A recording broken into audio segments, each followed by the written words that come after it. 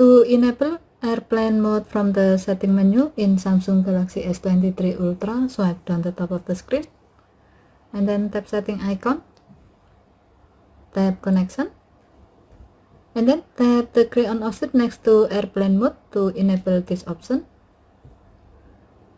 When the switch turns blue, it means that the airplane mode is enabled.